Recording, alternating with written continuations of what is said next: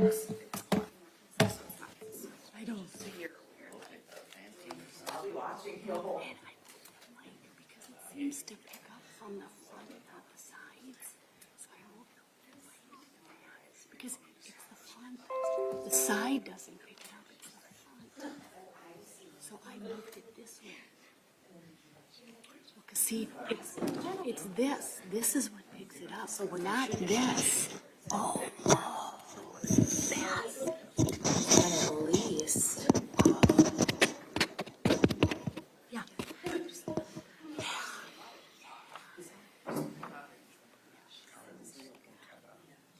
I wonder if the acoustics are. Wait. It is, okay. We're just going to,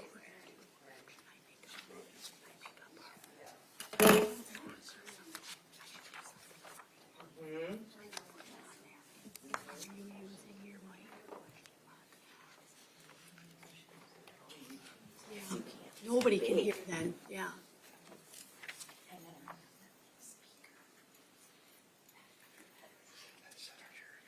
You know what I mean?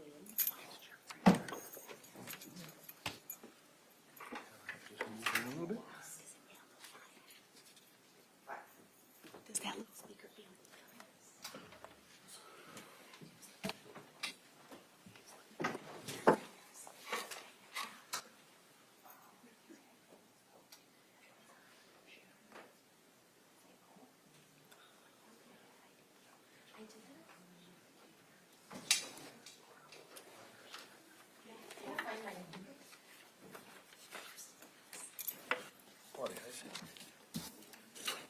Morning, guys.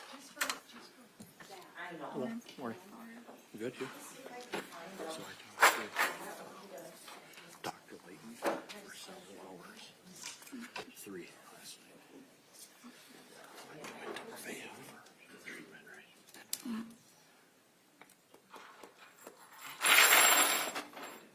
What's today? 21. It's not.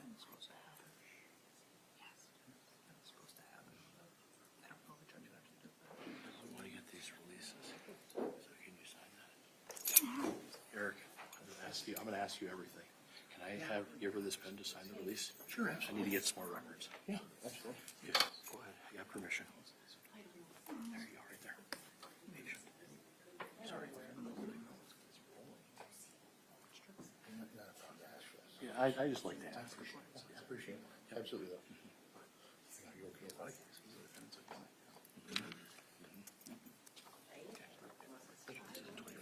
Today's 21st. There we go.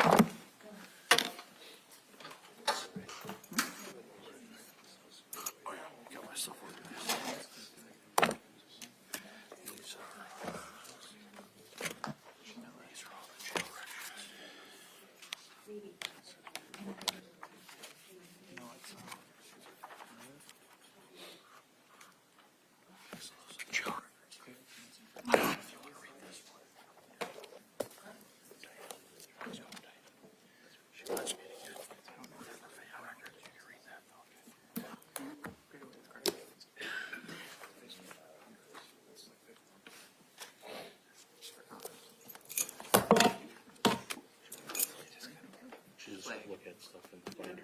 Is that okay?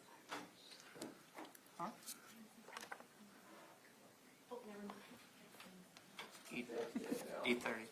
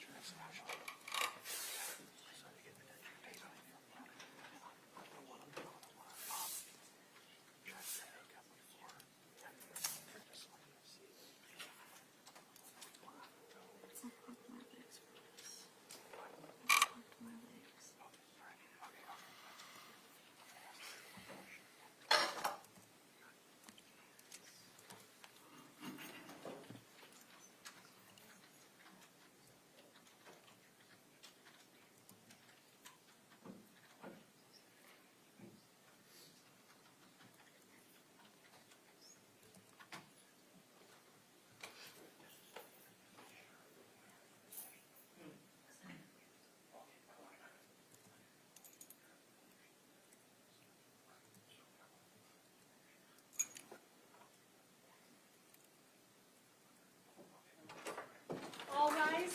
Corporation is now in session. The applicant you will providing your silence is requested. Be seated. Okay.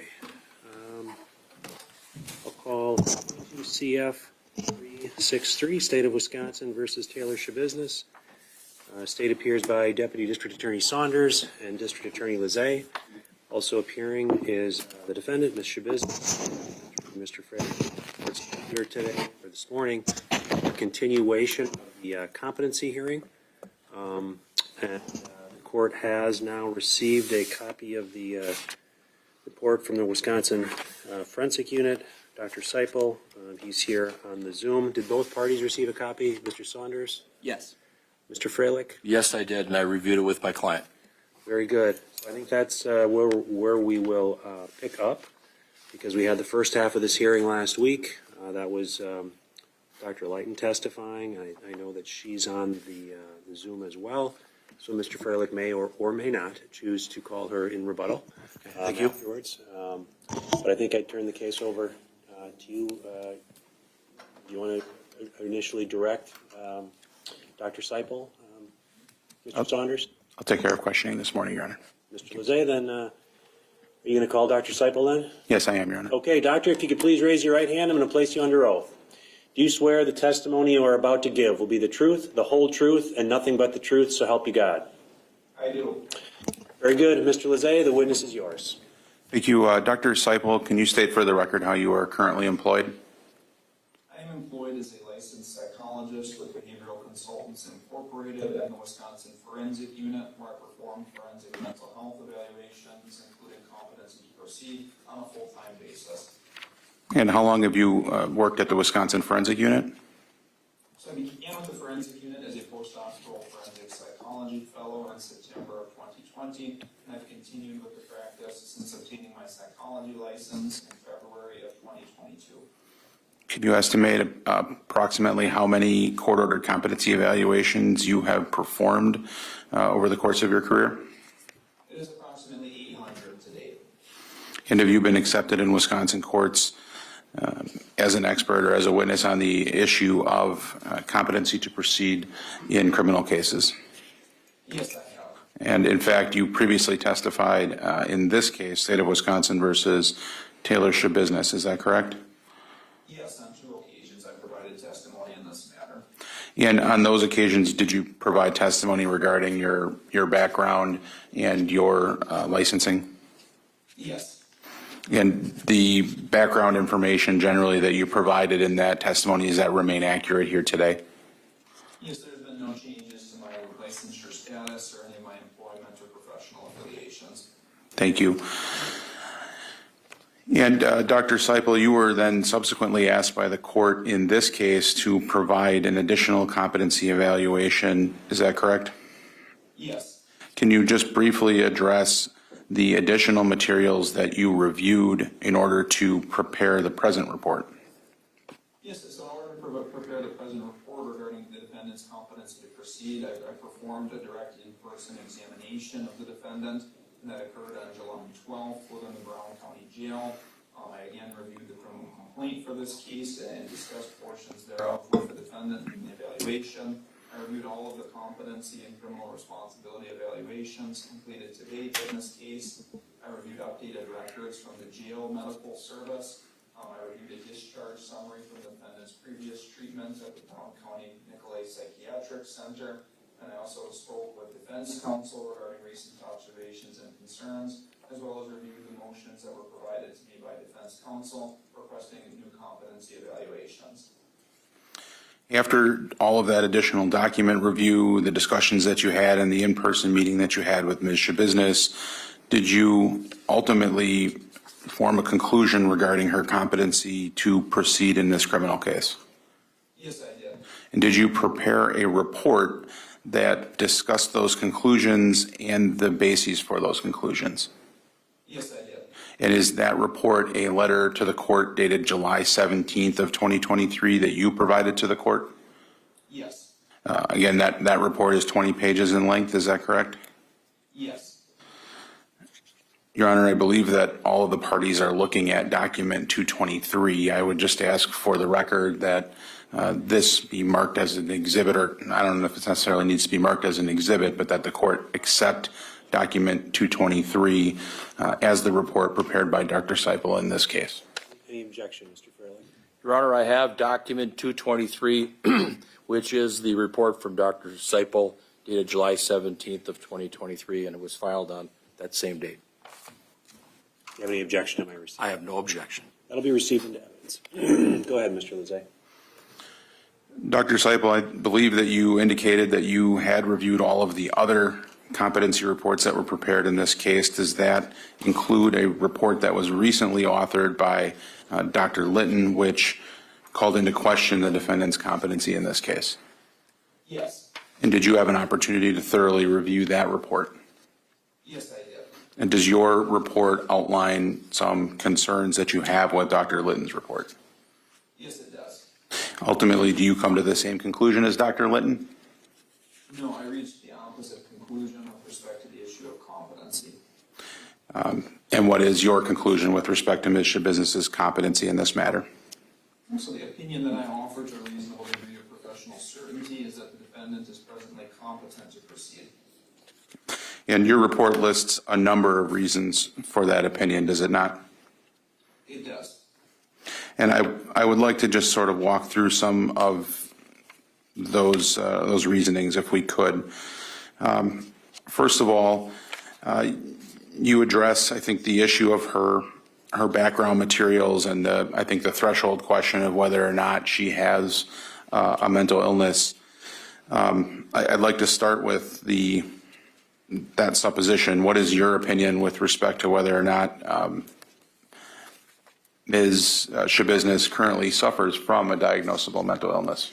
I would object on foundation. I don't know if there are enough questions asked to render an opinion at this point. So I object on foundation. I think he has given a sufficient foundation. He listed all of the things that he did, including reviewing all of his records, conducting his own personal interview with her, and evaluating all of the available materials in this case. Overrule the objection. Go ahead. And so after reviewing the totality of those data sources, I noted that at some times in the defendant's history, she perhaps has experienced clinically significant depression, has contemplated suicide, has had various behavioral issues, although I found no evidence to sustain an independent diagnosis of a severe mental illness, such as bipolar disorder, schizophrenia, or a like condition. And with respect to the defendant's own reporting of having such a mental condition, what did you note? I noted that there's been a remarkable inconsistency in the extent to which she has endorsed having a mental illness such as bipolar disorder, and instead on many occasions has ascribed any related or similar symptoms squarely to her abuse of intoxicants, most notably methamphetamine. And did you also review information about her recent behaviors, whether that occurred in the jail or in court proceedings and things of that nature? Yes, I did. And what were your observations with respect to those recent behaviors and how they might impact a diagnosis of bipolar? Yes, I noted that there certainly have been behavioral issues within the jail and in the courtroom, and I am certainly well aware of the assaultive behavior towards the previous defense attorney within the courtroom. I'm aware of the defendant throwing a chair at Dr. Litton, and while certain such behaviors certainly are disruptive and concerning, I found no evidence to suggest that there was a consistent pattern of such behaviors that could be directly attributed to symptoms of a mental illness. Rather, I am fundamentally unable to rule out that they're primarily volitional in nature. In particular, let's deal with the issue of her throwing a chair at Dr. Litton. What concerned you about that particular incident in terms of your ability to assess whether that was related to mental health or volitional conduct? So certainly if that were a pattern of behavior that was consistently occurring and seemed to be out of control, that could be an issue relative to competency and attending to and meaningfully participating in proceedings. Although again, it was an isolated event, and it was noteworthy that after immediately, at least according to Dr. Litton's report, immediately after the defendant did such behavior, she calmly sat back down, which is inconsistent with someone in a state of psychotic agitation who typically would require significant external intervention or chemical or physical restraint in order to regain behavioral composure. And did you note, so similarly, did you note behavioral concerns that occur at the jail? Yes, there are very intermittent acting out behaviors that do result in citations within the jail. And did the nature of those citations, is that in your view consistent with a psychosis or consistent with volitional behavior? I would say I cannot rule out that they're most fundamentally volitionally motivated, and perhaps by motives such as boredom as well. And what is the basis for forming that conclusion? Again, there's a lack of consistency both in the timing and type of these behaviors that were occurring. Again, they were very isolated, brief incidents, and again, other motives could reasonably be inferred, such as I'm aware that there was a day in which she stood nude when receiving her meal trays, and it could easily be inferred that exhibitionism or sexual gratification was a motive at play, and there was otherwise no evidence that she was actively symptomatic of a mental illness on the date that she exhibited such behavior.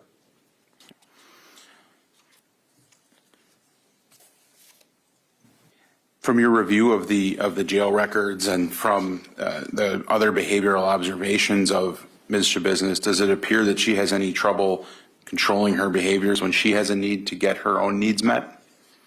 Calls for objection. It calls for speculation, Your Honor, and it's kind of a compound question. Overruled. Answer the question if you can, Doctor.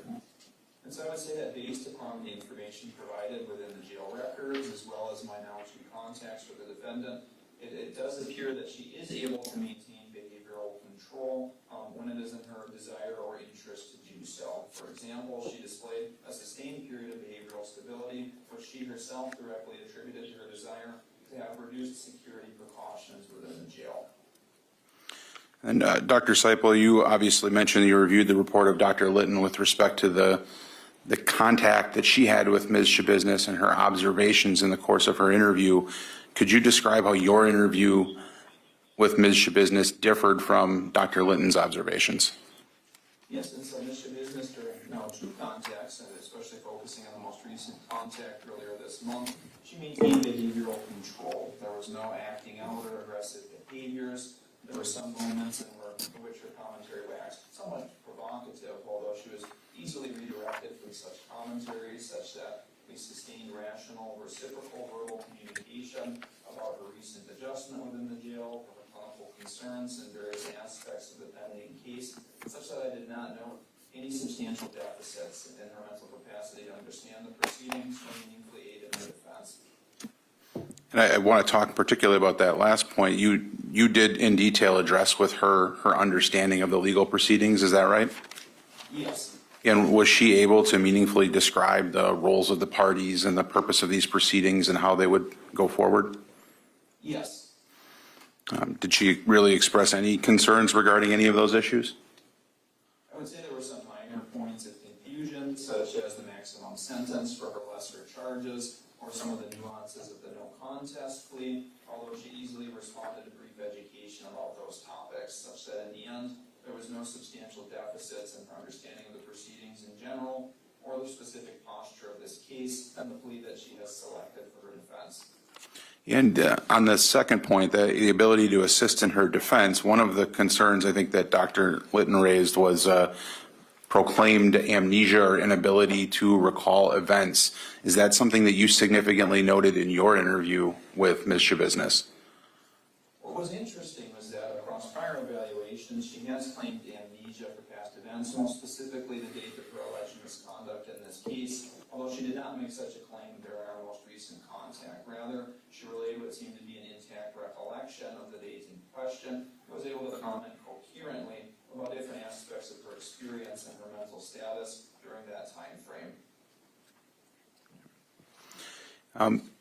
One of the other issues that it appeared Dr. Litton relied upon strongly is this idea of both audio and visual hallucinations. Did you make any notation of that in your interview with her?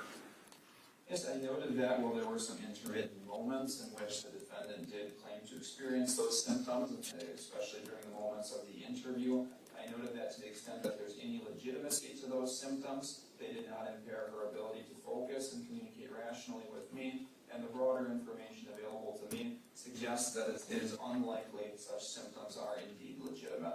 And can you provide some detail on that, your concerns as to the legitimacy of those hallucinations and why you have those concerns?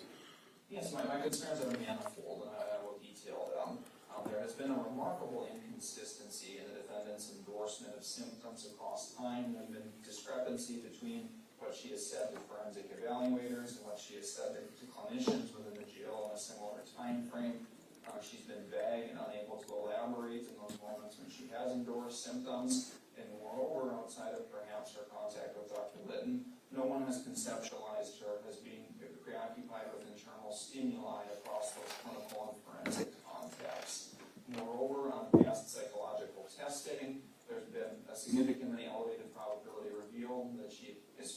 symptoms of mental illness, or at the very least is not a credible informant regarding the symptoms of her mental illness. And moreover, the visual hallucinations she has recently endorsed, specifically this supposed green train that plays Johnny Cash music, according to the forensic psychology and psychiatry literature, such symptoms are remarkably suspicious and not consistent with legitimate visual hallucinations. And doctor, within your field, is there psychological or psychiatric testing that could be done in order to try to assess whether or not a patient is feigning symptoms? Yes, there is. And did you note whether or not Dr. Litton performed any of those such tests? I did not find any indication in her report that she administered any form of psychological testing. Is it unusual in your experience that someone would merely accept those claims without doing any such testing? I would say in a forensic setting, in general, yes, it is unusual, but especially in a case of this stature and with this history that has called into question the legitimacy of her symptoms, to the extent that an opinion is predicated upon those symptoms, it would be against best practice for that opinion to not be supported by any form of psychometric data or analysis. And in your review of the other evaluations that have been done of Ms. Schabusiness, did other evaluators perform such tests? Yes, specifically Dr. Tracy Luchetta and Dr. Christina Angen both administered psychological testing to the defendant. And were there concerns raised in the course of that psychological testing regarding the potential for feigning symptoms? Yes, on both of those occasions, concern was raised about the possibility of feigned psychiatric symptoms. And that is consistent with your own observations of Ms. Schabusiness as well, correct? Yes.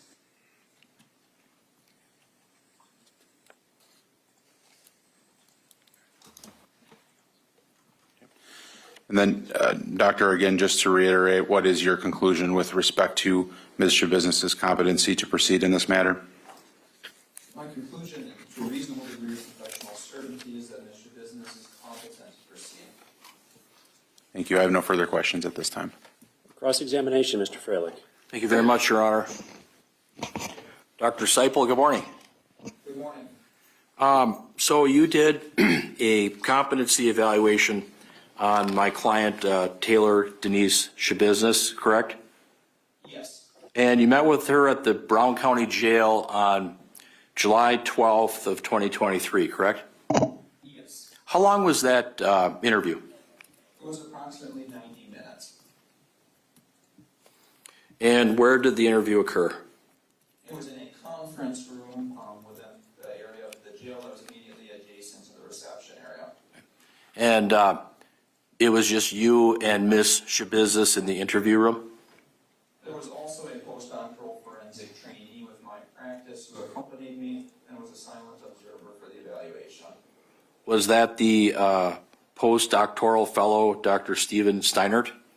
Yes. Was that typical practice to have another person like a fellow sit in on the evaluation with you and the defendant?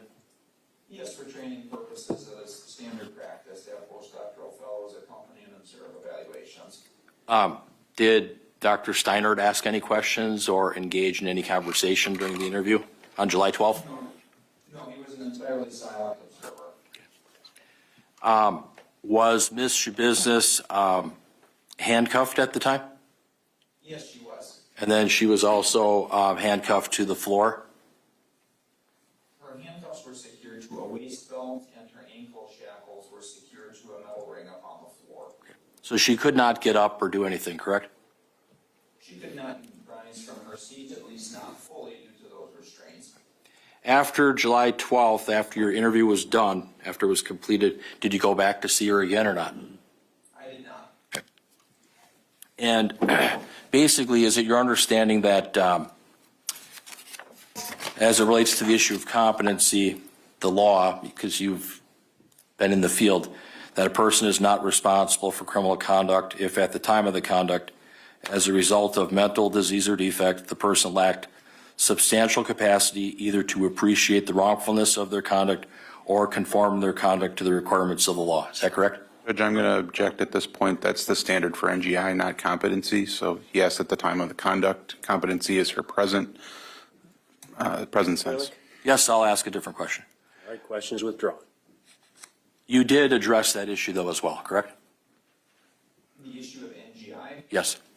No, I was not ordered to address that issue in this case. Okay. As to the issue of competency, what were the elements for that you were looking for? Yes, so evaluating a defendant's competency in the state of Wisconsin is guided by statute 971.13, which provides the legal standard that no person shall be tried, convicted, or sentenced for a commission of a crime so long as they would lack substantial capacity to understand the proceedings or meaningfully assist in their defense. When you talked to, thank you, when you talked to Ms. Schabusiness on July 12th, did she have any difficulty understanding what you were talking about? No. Would you agree that she was not the best historian as far as providing detailed answers to you?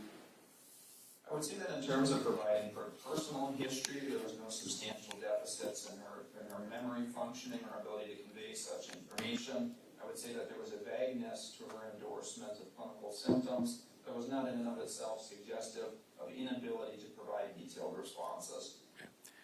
How did you start the interview off? Did you kind of have some small talk and then go into it, or can you tell me a little bit about that? Yes, so every competency interview begins with an advisement of the evaluation purpose and the attendant limits to confidentiality associated with the professional contact. Okay. And then you started to kind of talk about some of the problems that she's had at the jail. Is that fair? I'd say that not necessarily problems per se, but began with a discussion just overall of her functioning and adjustment within recent months, which naturally lends itself to discussion of various clinical issues, different events that have happened over the pendency of this case, and then proceeded into very direct and detailed discussion of various competency-related terms and topics. You had a chance to review some Brown County jail records with regards to her stay there, correct? Her progress? Yes. You went through all the records, correct?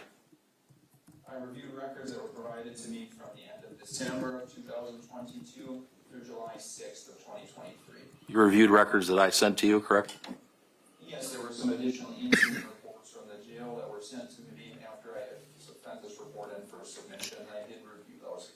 When you looked at the jail records, did you find that she had a lot of different issues in the jail on a daily basis with regards to not coming out of her room, not standing for jail count, other issues? I would say the only issue that has been regular, though not necessarily daily, has been failing to stand for the required counts within the jail. Okay. What about, was there an incident where she allegedly took a staple and jammed it into her arm where she needed to leave and get some medical care? Yes, there was. Can you tell me about that, what you reviewed as to that topic? Yes, and so there were, and again, that was around the time that these records began in December of 2022. There was an incident in which she had inserted a staple into her skin and then was sent out to the emergency department for treatment of that injury. And what is noteworthy was when discussing that during the clinical interview with Ms. Schabusiness, as she suggested that behavior was largely motivated by a desire for, as she called it, a change of scenery or to get some time away from the jail. Do you know if when that happened she was suicidal or in a psychotic state at that time? And so she disclaimed to me experiencing suicidal intent at the time of that behavior, and immediately upon her return to the jail and discussing that incident with jail providers, she denied feeling suicidal and did not endorse or display any psychotic symptoms. That incident where she put a staple in her arm, that was self-mutilating behavior, self-injurious behavior, correct? I would say yes, it was a behavior of her volition that resulted in an extent of minor injury. During your contact with her, did you find her to be suffering from like a depressive disorder, from PTSD, from other issues? I noted that she gives somewhat of mixed and conflicting information with regard to her recent emotional functioning, suggesting that on the one hand she was experiencing some depression, although perhaps on the other hand experiencing some modest mood elevation. Although during the moment of that contact she did not present as significantly depressed, she did not present with significantly elevated mood. Essentially there were no mood-related symptoms that impaired her ability to sustain focus and communicate coherently and rationally with me. And with respect to the issue of post-traumatic stress, there does seem to be some symptoms of that kind in her clinical history, stemming from seemingly a history of abuse, although she's been inconsistent to the extent to which she has endorsed abuse. Although there was nothing that she endorsed or displayed that warranted an independent diagnosis of a condition like post-traumatic stress disorder. Did Ms. Schabusiness indicate to you that her father had sexually abused her when she was younger? Yes, that she did endorse experiencing that kind of abuse, and she conveyed that to me during the current clinical interview. You also commented on the fact that her mother died, I believe maybe in 2008. Did you take that into consideration as you reviewed her mental status? I would say that is an aspect of her clinical history that I am aware of, although I did not note any direct impingement upon that historical event upon her current mental status. I studied the jail records. There was an entry on or about June 19th of 2023 where Ms. Schabusiness apparently wrote on the jail wall with blood, "Happy birthday" for an officer or somebody. You remember seeing that? Yes, I did find indication that she had written some letters upon the wall and filled in at least one of those letters with her own blood. Does that give you pause when you assess her whole overall mental status? I would say if there were more active indications of acute psychiatric instability, that event would give me more reason for concern, although given its isolated nature and the various performance strengths and psychiatric stability that she displayed during the clinical interview, no, it does not cause any substantial concern on my end. Did you understand that Taylor Schabusiness was prescribed medications at the Brown County Jail, at least in 2023? Yes, she has been treated with some psychotropic medications within the jail. Like olanzapine, correct? Yes. And did you gather or garner information that she wasn't taking the meds, she refused to take the meds, that the meds got passed around, that she didn't actually ingest the medication so that she could get better? There was indication, at least from her medication administration record, that she generally took that medication daily during the month of March of this year. I'm also aware that there was at least one incident in which a pill was discovered in the pocket of her uniform, which calls into question her medication compliance. Although since March, she has been remarkably inconsistent in accepting that medication, including taking it just a few times in recent months. Is it fair to say, Dr. Seipel, with your training and experience, that if people don't take their psychotropic medications, then they can have a lot of mental health problems, and that can impact their understanding, memory, all of that, correct? I say to the extent that someone has an underlying mental illness, then yes, medication non-compliance could cause some issues with their mental status and relevant functional capacities. You also reviewed, is it true that you reviewed some jail records where she was walking around naked during dinner service, standing naked in front of her jail cell window, and having issues with that? Taking the clothes off, putting them back on? Yes, there was one date in which it was noted that she stood nude at the window of her cell for passing of two of the meals during meal service. Also, did you gather that she refused to stand for head count often when asked to do so? Yes, and that would tend to happen in spurts, where there'd be several days in a row where she, and it was also noteworthy that it was often several other inmates on her pond, would all refuse to stand for count.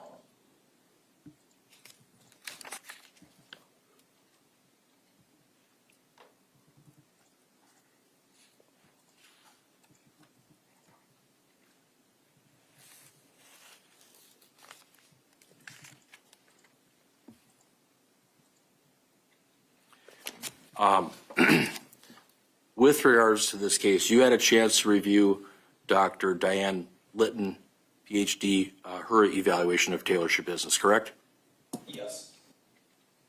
Her conclusions and findings are in direct conflict with your findings and conclusions. Is that fair?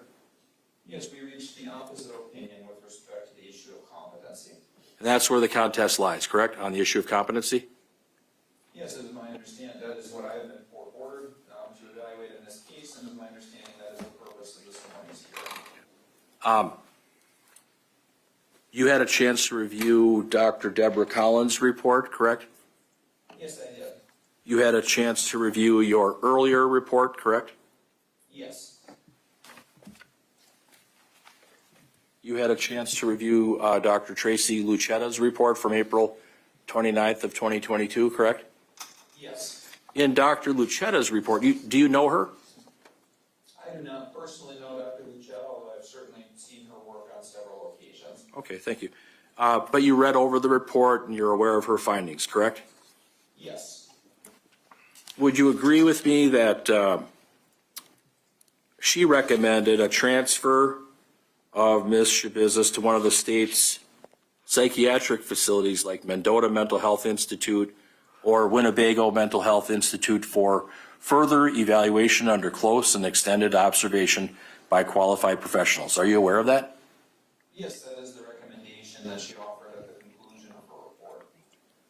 Do you agree with that, that maybe the court should consider having Ms. Schabusiness go for a longer observation period with a team to assess her competency rather than having a 90-minute interview or conference with the doctor? Well, I would note, sir, that my examination findings were the product of substantially more data than just that 90-minute contact. It reflected review of extensive records that predated the charges being filed in this case, as well as extensive observations of the defendant over the entire pendency of this case. And as that provided sufficient information for me to reach an opinion to a reasonable degree of professional certainty, I do not believe that additional inpatient examination is warranted or necessary at this time. Would you agree that this is a very complex case from a competency standpoint, from a mental health standpoint? I guess, sir, I would not necessarily say that it is head and shoulders more complex than many other cases that I have handled in my career.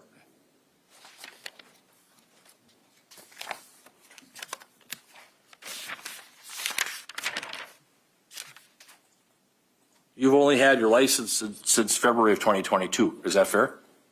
Yes. And would you agree that Dr. Litton, who is a PhD like you, has substantially more experience than you do? Fair?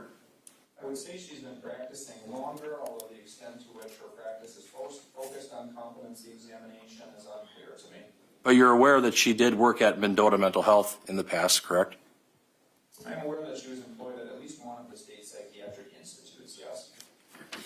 Did you look at her curriculum vitae at all? I guess I didn't briefly review it as it was attached to the PDF that also contained the report.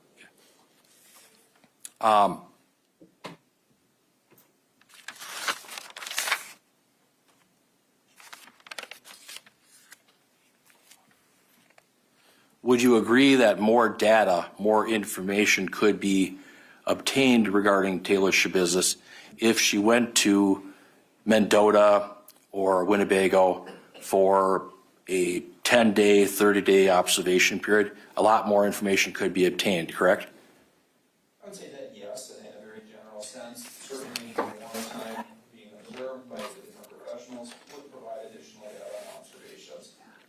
Did you review the Bellin Health mental health records with regards to Taylor Schabusiness? Yes, I did review treatment records from Bellin that you sent to me after my report was submitted pertaining to 2 episodes of care, one from 2012 and one from 2014. I know that you indicated that you may consider preparing a supplemental report. You didn't do that with regards to the Bellin issue, Bellin records, correct? Yes, for our correspondence, I advised that if upon reviewing those records, there was any information that altered the opinion offered in my report, that I would offer an addendum. And after reviewing those records, there was nothing that altered the opinion offered in my report, so there was no need to offer an addendum to that effect. Okay, thank you. As to Ms. Schabusiness, she apparently received mental health services at Bellin Health here in Green Bay from approximately July 15th of 2012 to October 31st of 2014. Is that fair?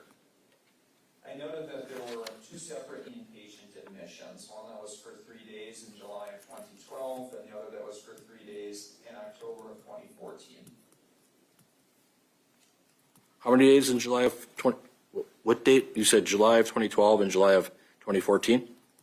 It was July of 2012 and October of 2014. How long was she at Bellin in October of 2014? It was from October 28th to October 31st of 2014. Was that inpatient admission? Yes. So she had 2 inpatient admissions at Bellin, correct? Yes, from the records that I received, it reflected 2 inpatient psychiatric admissions. And would you agree that she was admitted to Bellin Health Psychiatric Center as an adolescent because she had mental health issues, mental health problems? I would say that yes, that in a broad sense, there were mental health issues and symptoms that seemed to prompt the presentation to those facilities. Did you gain information that she was prescribed Lamictal, Wellbutrin XL, Abilify, Seroquel, medications of that sort? Yes, those types of psychotropic medications, the records indicated, were provided to her within the facility. That she was diagnosed with depression and attention deficit hyperactivity disorder? Yes, those were historical diagnoses noted in her record, and she was also assigned a diagnosis across both of the inpatient admissions of a mood disorder not otherwise specified. Thank you very much. And was it your understanding that as a youth she was expelled from school? Yes, that is my understanding. Can you explain the mood disorder? I'm looking at a report from Bellin Health that seems to indicate a diagnostic impression, Axis 1, mood disorder not otherwise specified with prior history of psychosis. Could you expound on that a little bit for me?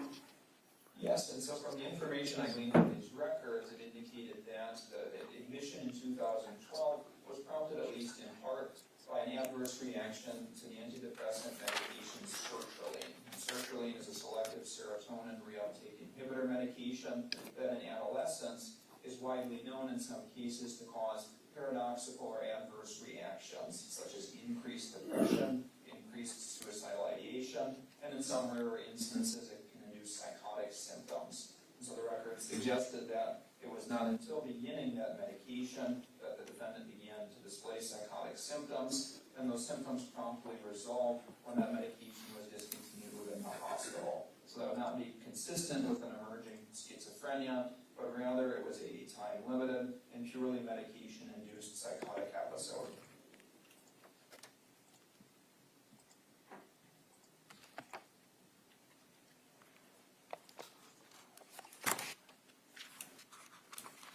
Did you read in some of the Bellin records that one of the major stressors in her life was the loss of her mother at such a young age? Yes, that was clearly reflected in the records.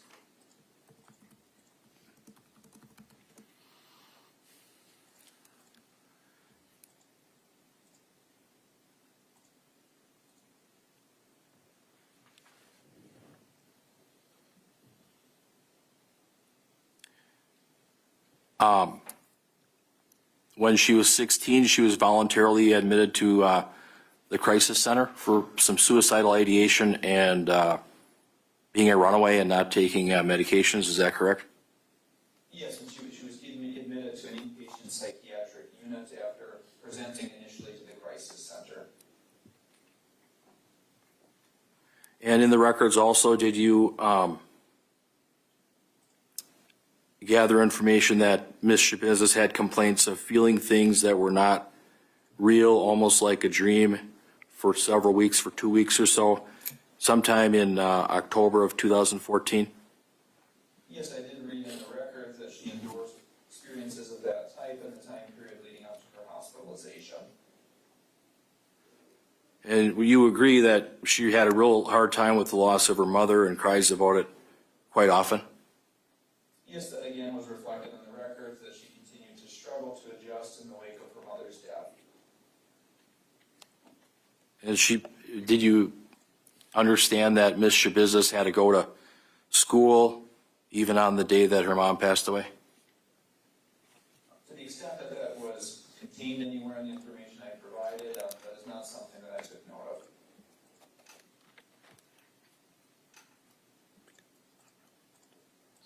of. In school, she did terrible. She got all Fs. Is that correct? Did you gather? I'm sorry. Did you gather that from going through the Bellin records? Yes, it described how there was a decline in her academic performance during the school year following her mother's death. Now, have you had cases where people that you work with in a professional capacity as a forensic psychologist, where people have court orders for civil commitment or court orders to take psychotropic medication? Yes, that is certainly something that is commonplace across the state of Wisconsin. Okay. And in this case, you did receive a copy of those orders, the order for commitment and the order for medications for Taylor Schabusiness? I did not receive the court orders, although I received discharge documentation pertaining to the hospitalization during which she was assigned such a court order. Okay. And an order for commitment, that means the person has a mental defect. Is that correct? The relevant legal standard primarily pertains to dangerousness. The person is in acute danger to oneself, others, or of serious property damage. It is not necessarily predicated per se upon any specific psychiatric diagnosis. If I'm looking at an order for commitment and it talks about court finds the subject is mentally ill, and that says it for Taylor Schabusiness, would you believe that to be accurate? I would say that, again, it is implicating some degree of mental health symptoms, although, again, it can be somewhat of parsing words, looking at is it a legitimate mental illness per se versus aberrant mental status resulting from acute and insignificant ingestion of intoxicants. And I'm looking at the order for commitment. The court finds number 4, the subject has been adjudicated pursuant to 18 U.S.C. United States Code 922 G4 as a mental defective or committed to a mental institution. Would you have any reason to doubt that? I was wondering if you can clarify your question, sir. Well, the order says that. So does that mean that she's got a mental defect? I would say it means that someone involved in petitioning for that order apparently did believe that she did, yes. And that from your review, was it your understanding that Taylor Schabusiness was committed for 6 months to Nicolay Psychiatric Center? I'm aware that she was subject to a 6-month civil commitment that did not result in her placement within the facility for that duration, but rather discharged her with several conditions that, if not followed, could have potentially resulted in her return to a more restrictive setting. And was your understanding that she worked with Brown County Human Services when she was at the Nicolay Treatment Center? Yes. And was it your understanding that the Nicolay Psychiatric Center is a maximum level of treatment? It's a locked unit. It's an inpatient facility. Is that correct? Yes, it is a locked inpatient psychiatric unit. So they don't just send anybody there. If you have a mental health problem, that's probably where you go, correct? At least in this town. I would say if you're having an episode of aberrant mental status, regardless of the etiology, that yes, that it would commonly be a setting in which an individual would be placed. If someone is deemed to be, to suffer from a mental defect or a mental illness, does that always tag along with them? Is that always a label that they have for the future going forward? I would say certainly it's something that, to the extent it's contained within someone's file, that's a label that future evaluators and clinicians will see.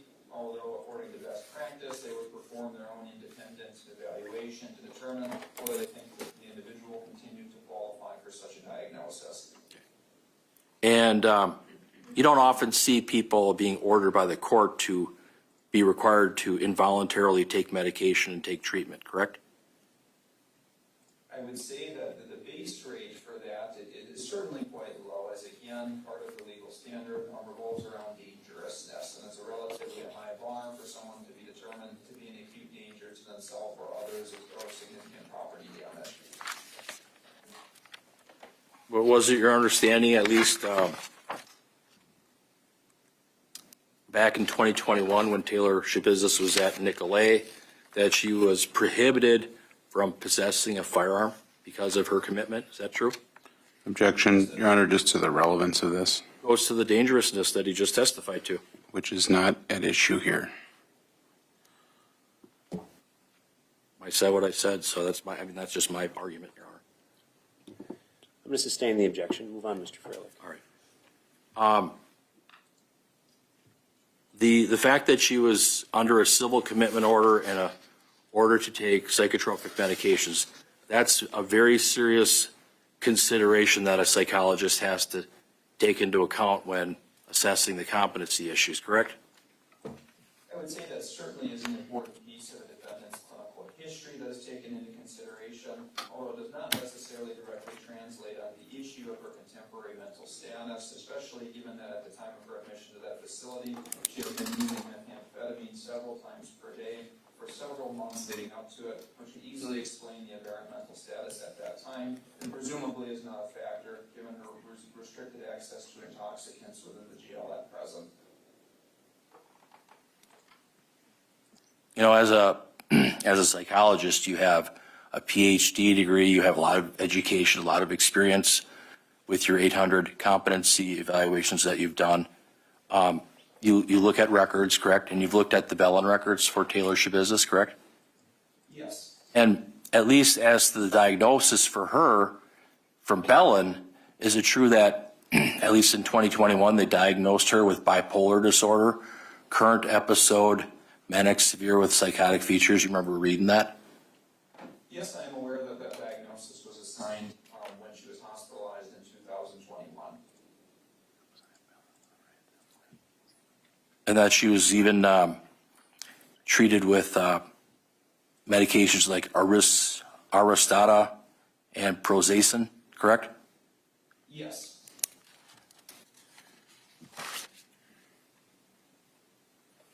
And I looked at did you look at the Brown County Human Services Community Treatment records, which I believe are part of the Nicolay records? You looked at those records, correct?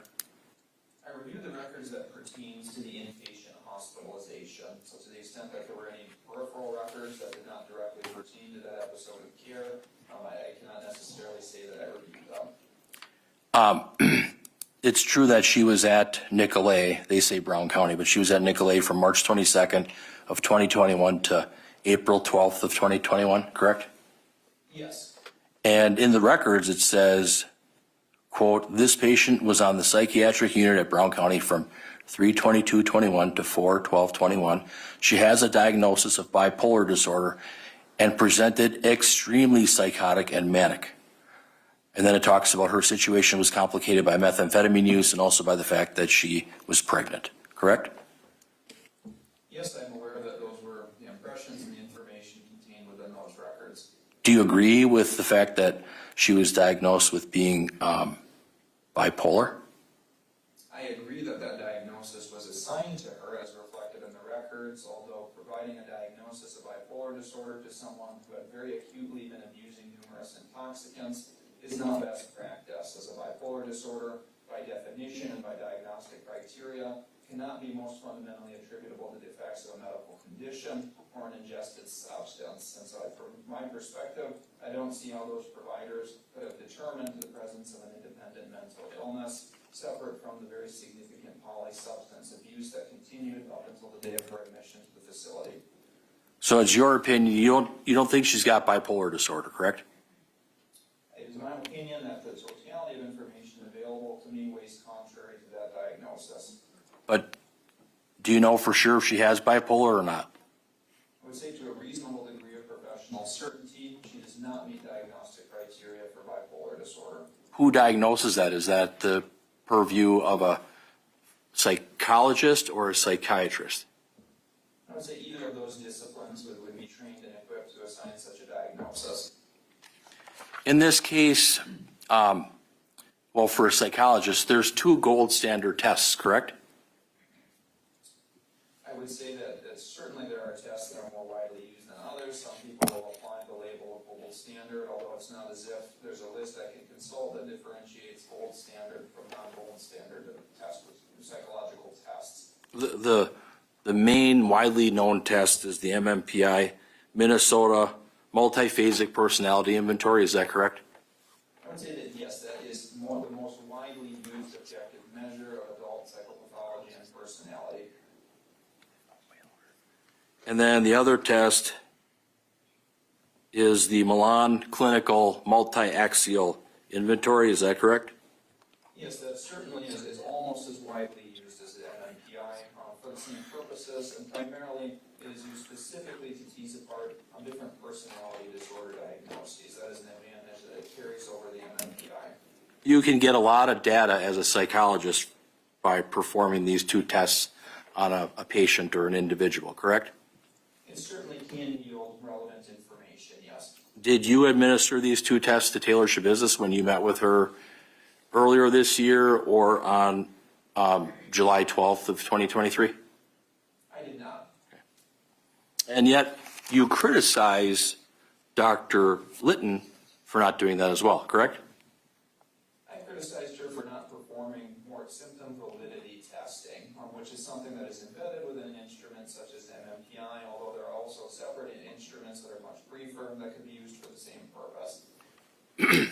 And I think you said that Dr. Engine and Dr. Lucetta did the MMPI and the MCMI, is that correct? So Dr. Engen administered the MMPI and Dr. Lucetta administered a competency-specific instrument, the evaluation of competency to stand trial. I believe there's the revised edition. And so within that, it contains subscales looking at the probability that an evaluation subject is feigning both psychotic and non-psychotic symptoms towards feigning adjudicative incompetency.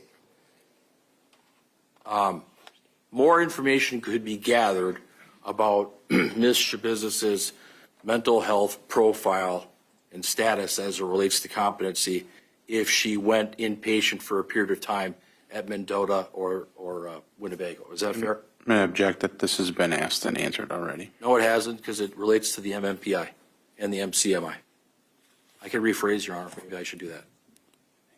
All right, well, maybe you should. The question is withdrawn. Ask another question. Okay, thank you very much. As it relates to the MMPI and MCMI, if Ms. Schabusiness was sent to or transferred to Winnebago or Mendota, more data, more information could be garnered as it relates to this competency issue. Is that fair? I would say that repeated administration of those instruments could yield additional clinical data, although again, there was sufficient data for me to yield an opinion to a reasonable degree of professional certainty regarding her competency. So I really have no reason to believe that there would be much competency-specific data that would be yielded by such instruments. But the issue as it relates to competency, as far as the doctors, the psychologists are concerned, it's kind of fractured because people have different opinions. Is that fair? The professionals have different opinions? I would say that, yes, certainly in terms of recently that myself and Dr. Litton have reached diverging opinions regarding the defendant's competency.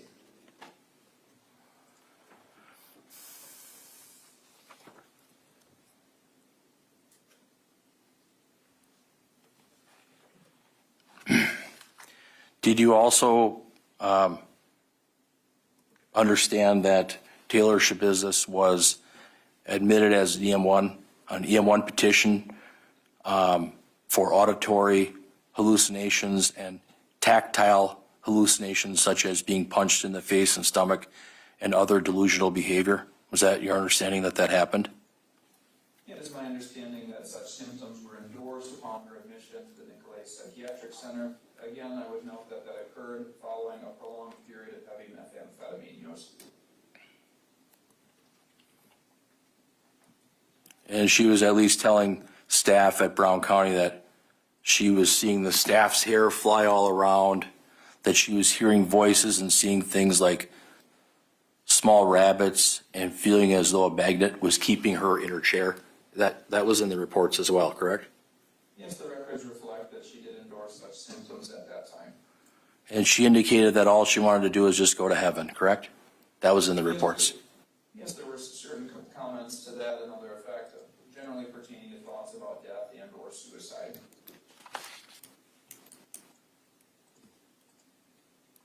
And did she also indicate that she couldn't think of what was going on in her head and that her thoughts were disorganized? From my recollection of the records, yes, she endorsed cognitive symptoms of that kind during that treatment episode.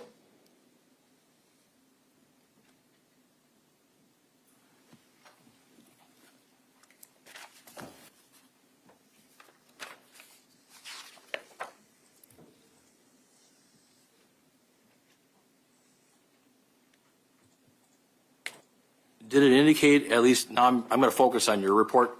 Did it indicate in your report on page 3 that you talked about there was some difficulty or impossibility in parsing out to what extent she got improvement from taking medications, psychotropic medications, versus forced abstinence from intoxicants? Yes, I noted that that was, again, a point of confounding information with regard to her diagnosis. And that she had a pretty significant history of polysubstance abuse, correct? Yes. She abused marijuana, hallucinogens, cocaine, opiates, methamphetamine, heroin, fentanyl, correct? Yes. And that she had aberrant mental status and sometimes a tendency to rampage, is that right? Yes, and she specifically attributed that rampaging tendency to acute methamphetamine intoxication.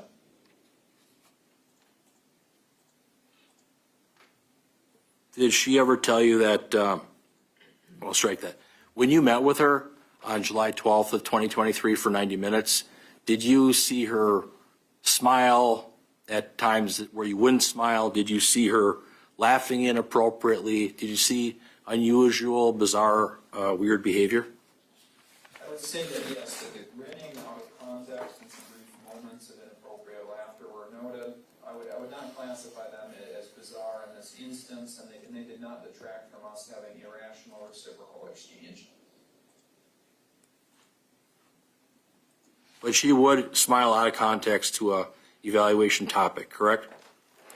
In some isolated moments, yes.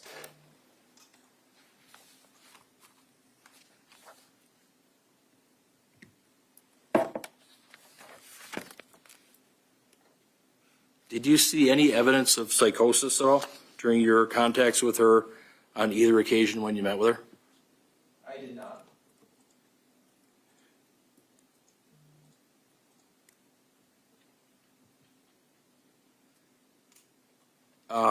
You did a report to the court on November 18th of 2022, correct? Competency evaluation? Yes. And then in there, you indicated, page 5 of your report, that you indicated, in effect, her current endorsement of psychiatric symptoms appears illegitimate or, at the very least, exaggerated, correct?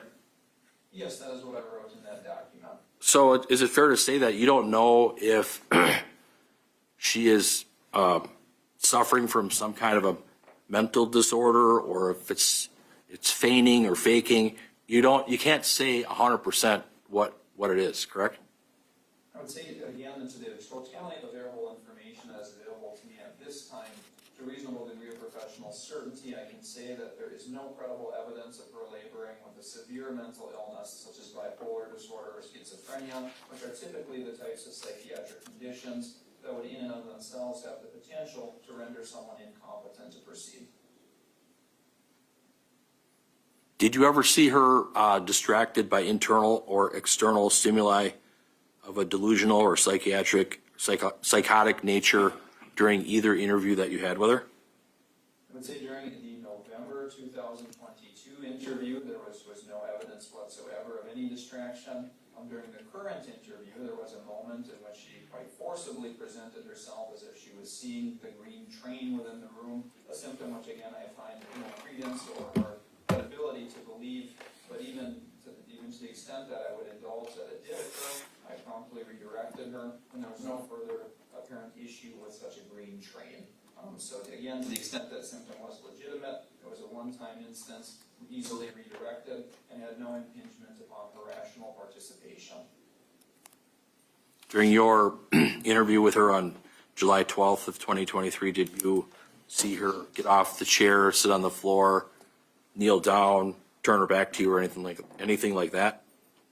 She remained seated. There was no restlessness. There was no attempts to substantially shift her posture. She remained seated, facing towards me, and engaged in our discussion.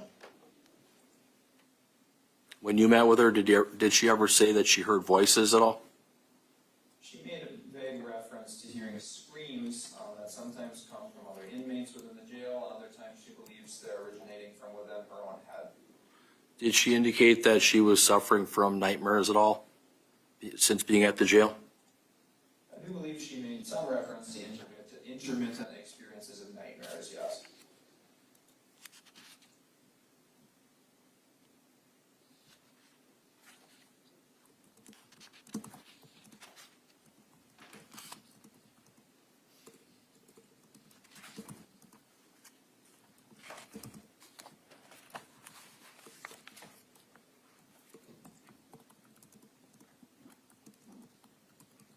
Okay, I have no other questions. Thank you. You redirect, Mr. Lizette. Just very briefly, Your Honor. I think early on in the cross-examination, you were asked a question about having a postdoctoral fellow accompany you in the interview. Is that correct? Yes. You were asked about the appropriateness of having someone else present during an interview. Did you note in Dr. Litton's interview whether anyone else was present? Yes, according to that document, it suggests that defense counsel was present for the entirety of that evaluation. Based on your experience, is that consistent with best practice? I would say that it is a highly atypical arrangement for a forensic mental health evaluation. Why is that? And so when a third party, when I say a third party, I don't mean a silent observer that was there for training purposes, as I have no reason to believe that my postdoctoral fellow being present had any influence on the interview. And when I say a third party, I mean someone with some form of other pre-existing relationship with the defendant, whether that's an attorney, a relative, or whoever it might be. It is fundamentally impossible to parse out to what extent that person's presence and or influence might have influenced the evaluation subject's performance or the content of their responses. In fact, from your review of Dr. Litton's report, does it appear that Mr. Freilich was actually asked at some point during the interview to participate? I'm going to object to the form of that question, Your Honor. It's in her report. One question was asked. I didn't ask to be there, but the problem was that the chair got Mr. Freilich testifying? He's not been sworn as a witness. What's the objection? relevance. Overruled. Do you have the question, Doctor? If it could please be repeated. Just asked, I think, whether or not from Dr. Litton's report you were able to observe whether or not Mr. Freilich was actually asked to participate at a point during the interview. Yes, it did appear from my reading of that report that during the interview he was asked directly about his impressions of the defendant's competency. And that was done in front of the defendant? Again, according to my reading of the report, it does seem that it was done in the room while the defendant was still present. You were asked a question about medication noncompliance and whether that might have an impact on someone's mental state. Did you observe in the jail records from the recent time period, end of 2022 to present, whether or not Ms. Schabusiness had been compliant with taking any mental health related medications? So since the end of March 2023, she has been remarkably inconsistent in accepting olanzapine, which is her prescribed psychotropic medication. And based on your review of those jail records and your conversations with Ms. Schabusiness, has her noncompliance with medication appeared to significantly impact her functioning? I did not notice any appreciable change in the records provided to me in her mental status or behavior that would seem to derive from her becoming non-compliant with medications. Really, her baseline behavior remained unchanged even after those medications were discontinued. And is that significant to your analysis that when she's not taking medication, her behaviors don't appear to get any worse?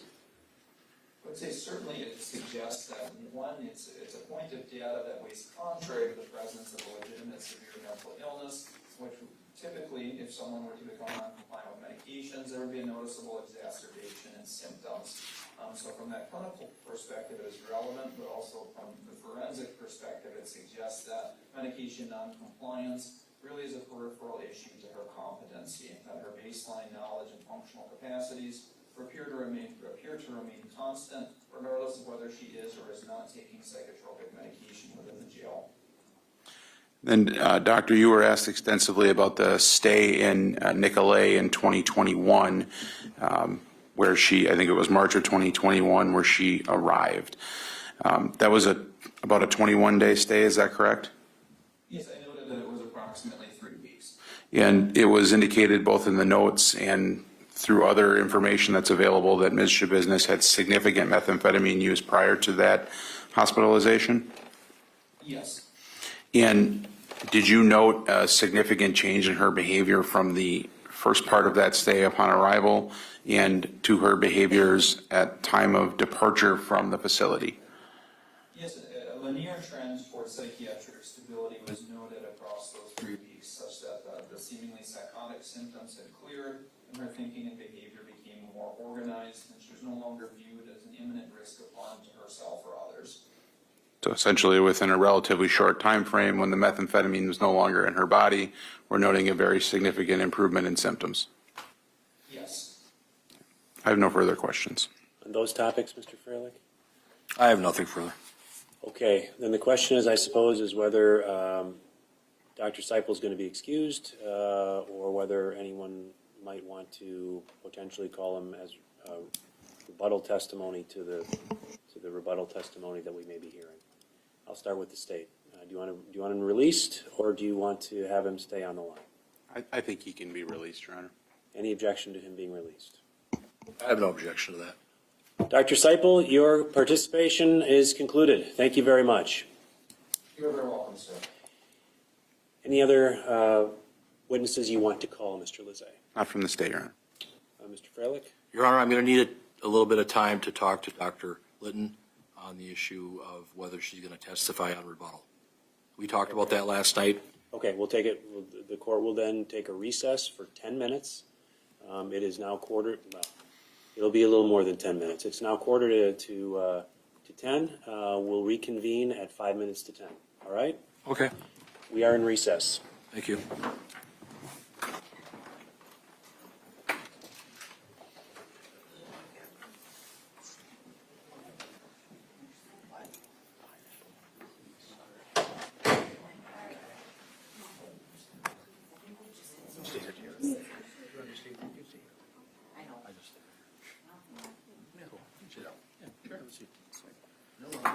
I'm going to call Diane, okay? All right.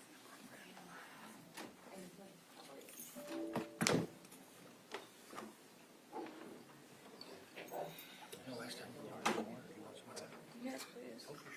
No, I don't. Can we give her some water or something?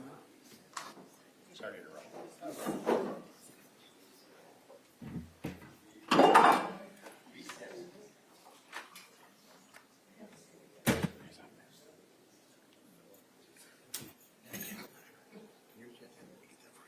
Thank you. You're welcome.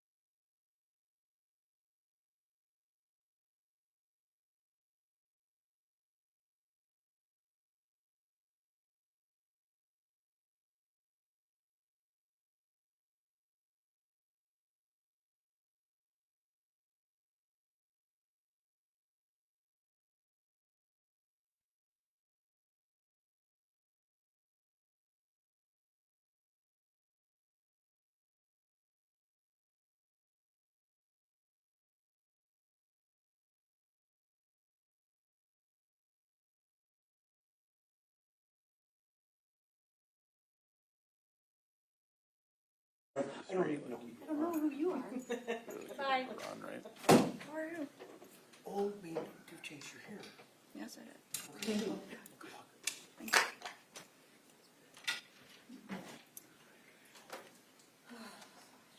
That'll be good. I'll let you know. It's not like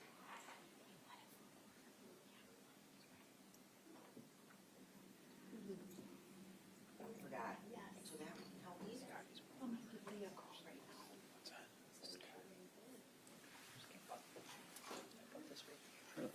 Yeah. Yes.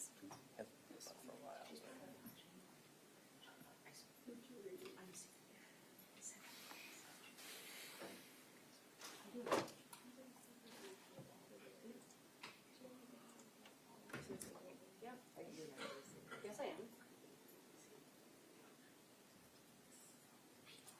Thank you. You're welcome.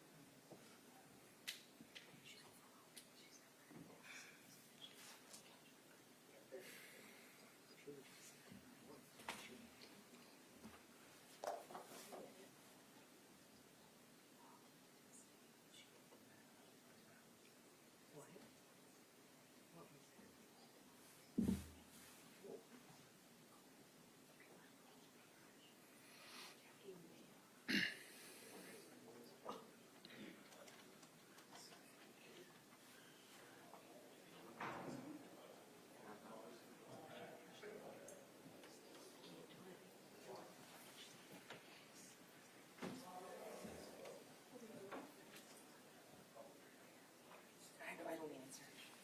Especially if you use our main side, that's the last thing we want to do is.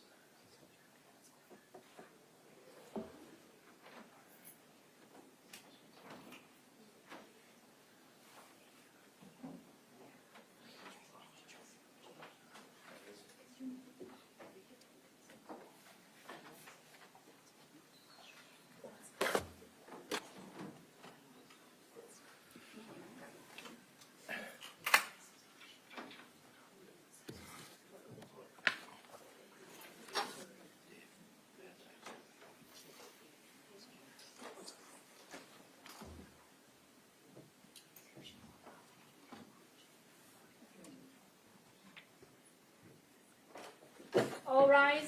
Circuit Court Branch 2 is again in session. Your silence is requested. Be seated.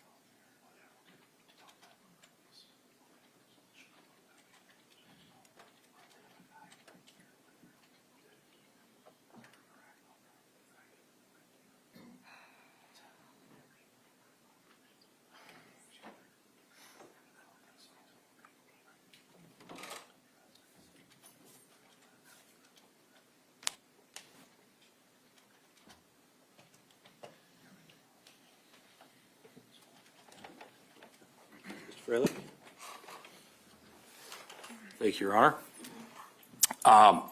I talked to the defense expert, Dr. Litton, had an extended conversation with her last evening and this morning after we took our break. I need 1 minute.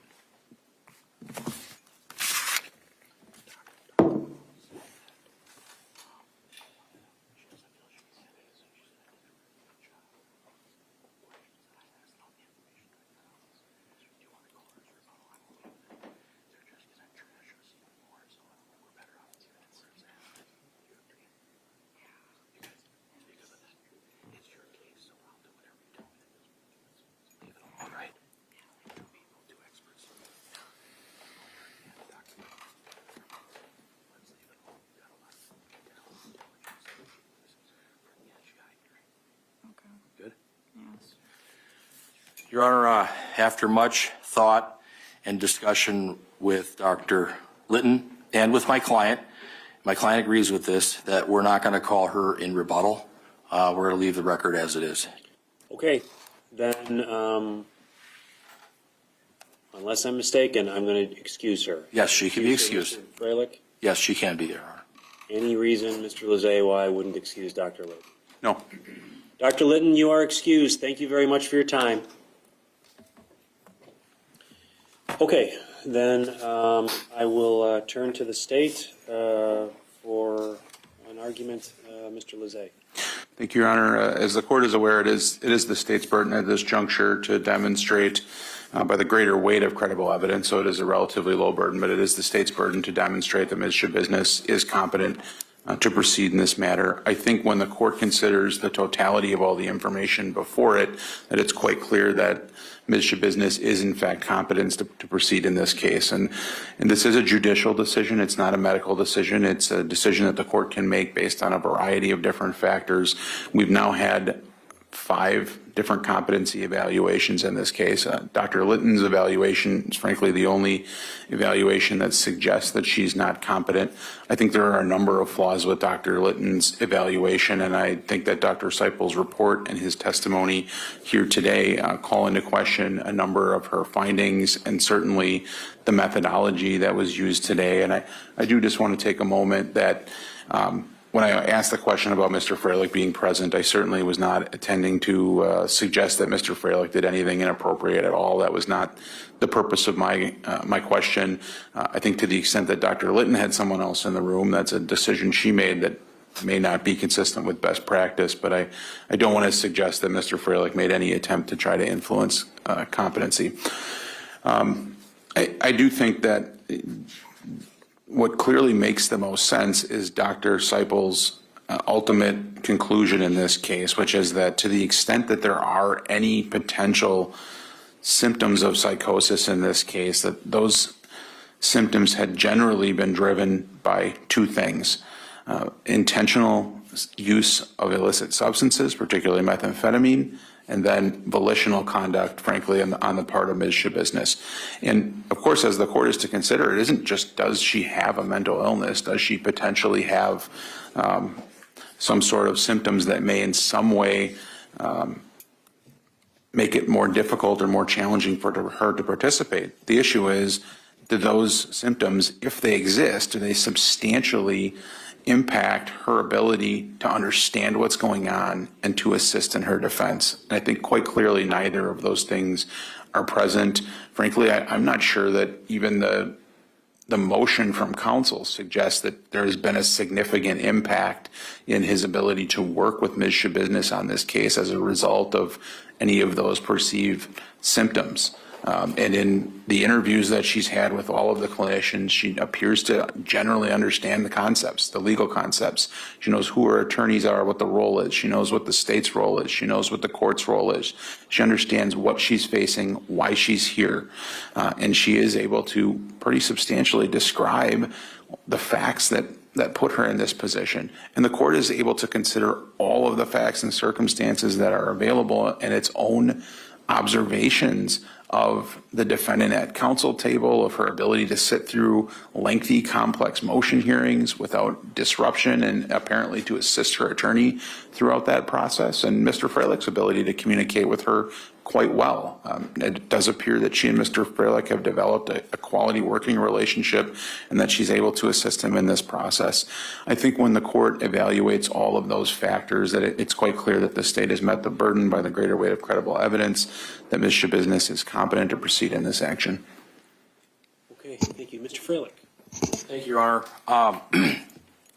The law, Wisconsin law 971.14 subsection 3 of the Wisconsin statutes indicates that no person who lacks substantial mental capacity or understanding of the procedures to assist in her own defense may be tried, convicted, or sentenced for the commission of an offense so long as the incapacity endures. We have a young lady here, Taylor Denise Schabusiness, who does have mental health problems. She's been at Bellin Psychiatric Center for mental health treatment. They said that she had bipolar disorder with psychotic features. She's been to the Nicolay Psychiatric Center for a commitment, 6-month commitment order. She was there for about a month, but she was under a court order for commitment that was filed April 1st of 2021, and that she was deemed to be mentally ill. She was deemed by the court to be adjudicated as a mental defective or committed to a mental institution. She was at the mental health institution, and that she was under a court order to take psychotropic medications. So she has a history here of lots of problems. The Brown County jail records bore out that she's had problems with following directions, standing for head count, drawing on the walls, doing all kinds of bizarre and odd behaviors. And what we have here are two diabolically opposed conclusions or opinions from the psychologist here. Dr. Seipel feels that Taylor Schabusiness is competent, and our doctor, Dr. Leighton, who has a lot of experience, she opines or concludes that she's not competent. So we have a problem here. We're at a crossroads. We've got some issues that have to be sorted out. I beg to differ with Dr. Seipel. I mean, he testified that this is not a complex case. It sure is a complex case. There's lots of records. There's lots of history here of mental health problems, drug addiction issues, all different kinds of problems. I think that both of the doctors have a lot of information, have a lot of training. They've looked at all these reports that have been submitted to the court. But Dr. Tracy Lucetta, who's also a PhD, she sent in a report that was filed on May 6th of 2022 when my predecessor, Attorney Jolly, was on the case. And she indicated that she recommended that my client be transferred to one of the state's psychiatric facilities like the Mendota Mental Health Institute or Winnebago Mental Health Institute for further evaluation under close and extended observation by qualified professionals.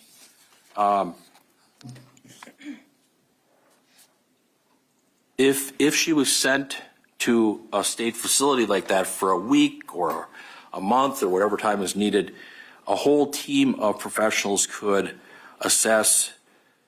fully assess my client's competency to proceed in this case.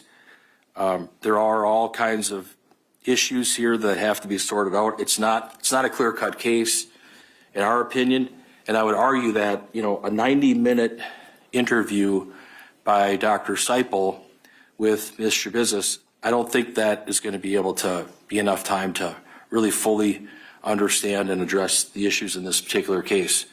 Dr. Seipel didn't do the MMPI or the MCMI. Dr. Leighton did not.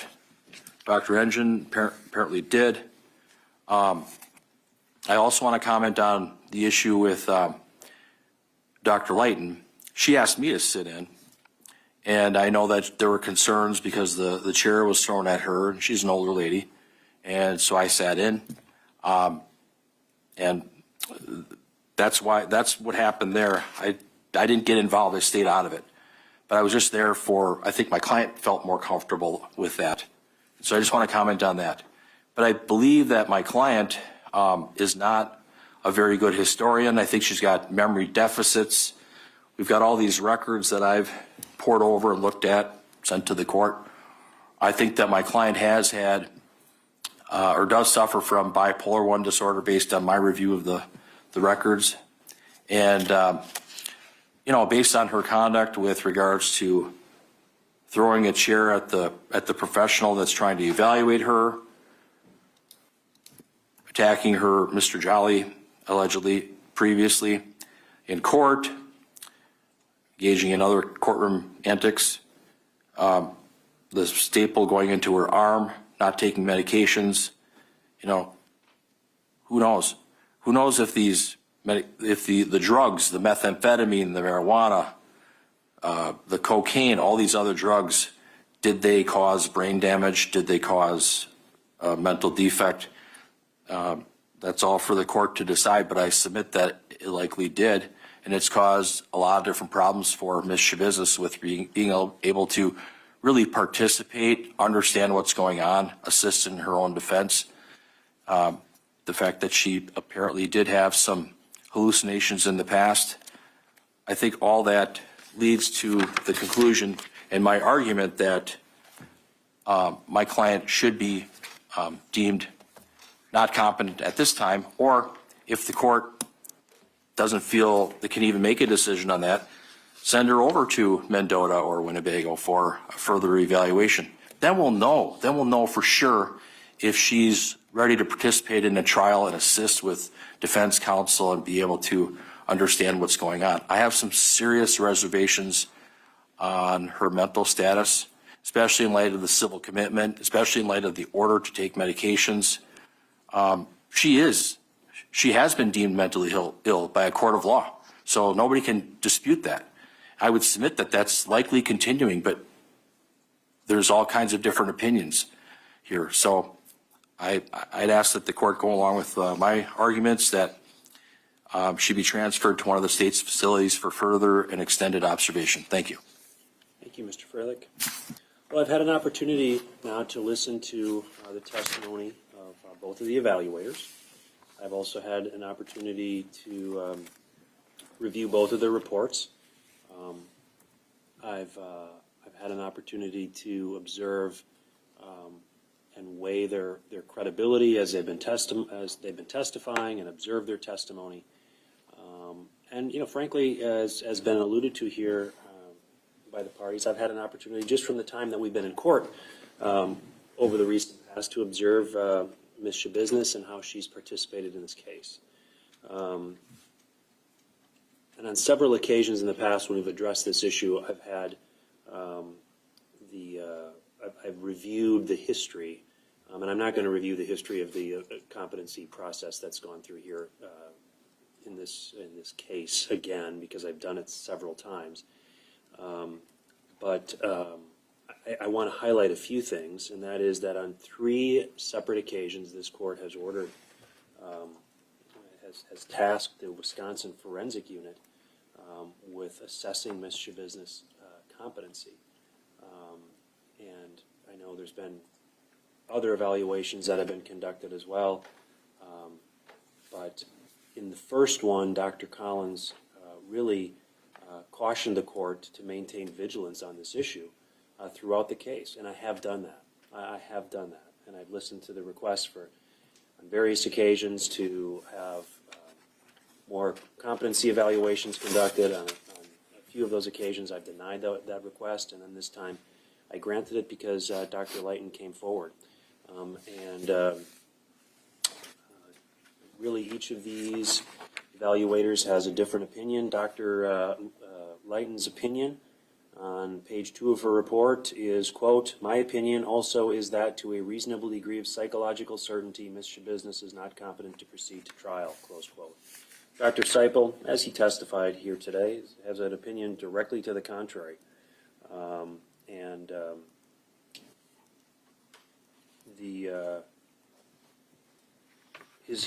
His report indicates, quote, the weight of the credible information again points to the conclusion that Mr. Business is competent to proceed, and I offer that opinion to a reasonable degree of professional certainty to the courts for the court's adjudication, close quote.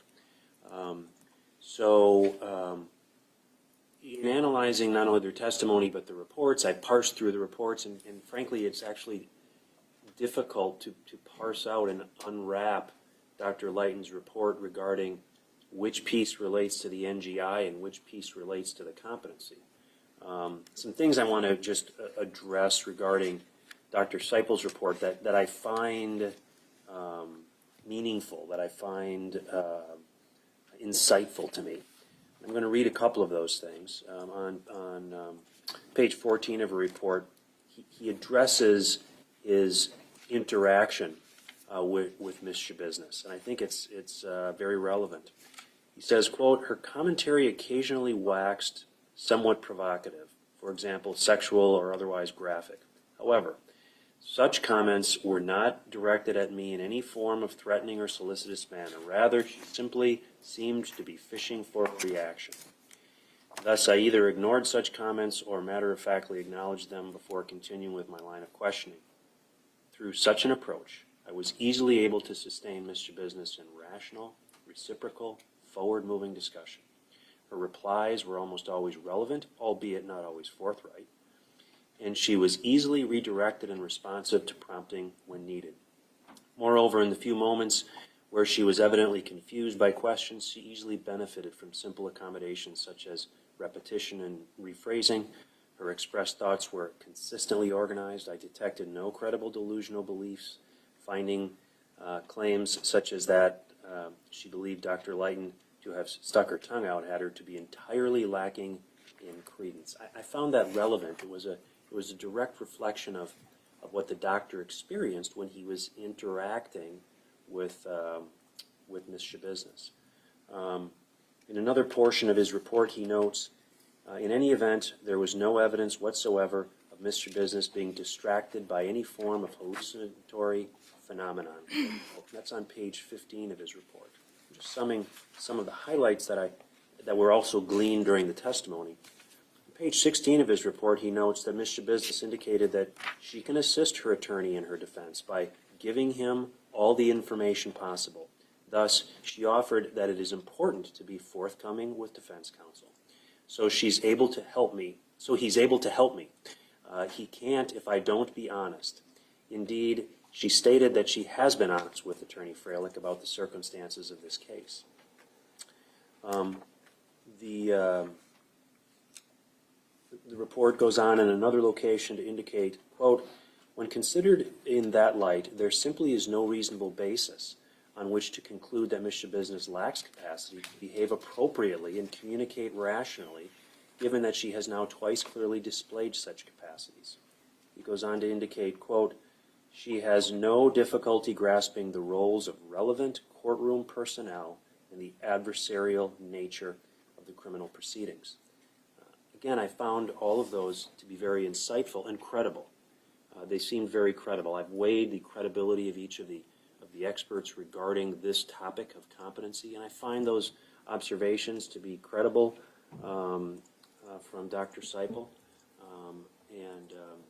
I've observed Ms. Schabusiness interacting with her attorney. Obviously, I can't hear what they're talking about, but as I sit up here, I can see everything that goes on in the courtroom. I can see them interacting, discussing. Ms. Schabusiness indicates she thinks she can work with him. She understands what the courtroom procedures and players are.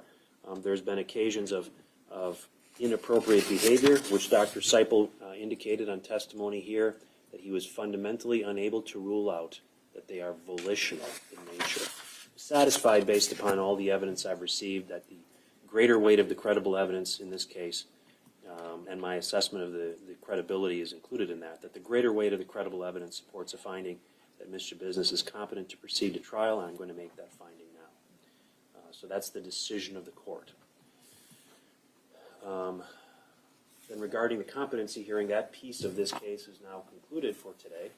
The jury selection is scheduled to begin at 1 o'clock. I believe the jury was requested to report at 12:30, so they should be ready to go when all of us are sitting at council table at 1 o'clock up in branch 1. And I want to just cover a few topics before we break. I alluded to this before, but I'm confirming it for the parties now. I'm going to seat 4 alternates in this case. That's a lot of alternates, but I don't want to run into troubles for the sake of not having enough alternates. So we're going to have 4 alternates, and that means, in light of the type of case this is, and in light of the fact that attorneys get 1 more strike for every alternate, that each side would be getting 10 strikes. Judge, I think the statute requires 1 more strike if the court is going to have alternates. I don't think it has to be per alternate. Okay. Then I'll confirm that before we start upstairs. We've got the chairs set up for the appropriate number of jurors. The other question I have is, have the attorneys addressed the video as far as redaction? The video was very lengthy. A lot of it had really nothing going on. Mr. Saunders requested that I just simply watch the part of the interview, and he submitted the time frames. Mr. Freilich requested that I watch the entirety of the video. I guess the question is, has that issue been addressed or not? Mr. Saunders? This morning I was finishing getting a redacted copy, not only the dead portions, but also the portions that were moved and essentially stipulated out. I can provide that. I would hope that's completed now, and I can provide those times to council that were excised. Just answer your phone or shut it off. I'm going to monitor that rule as we go forward. Everybody needs to make sure when you walk in the courtroom, I've entered an order that there's going to be no cell phones functioning while we're in here, with a couple of exceptions that are in the order that I published. Make sure you got your phones off, okay? Back to you, Mr. Freilich. So I guess I don't want to run into a situation where we're addressing an issue of, I got the times from Mr. Saunders, and I don't agree with them, because I want to know if you don't agree with them ahead of time so that we can address it. Mr. Freilich. Well, what I think I could do is maybe meet with Mr. Saunders and Mr. Lassay and then talk about it, see it, and then make a decision on that. But I got to see it first. All right. Good. That's what I'm trying to prompt, because we'll have that video wouldn't be offered into evidence until sometime next week. So you'll have the whole weekend to talk that through, but I want to make sure that conversation is going on so I don't have a jury sitting, waiting while we work through those issues.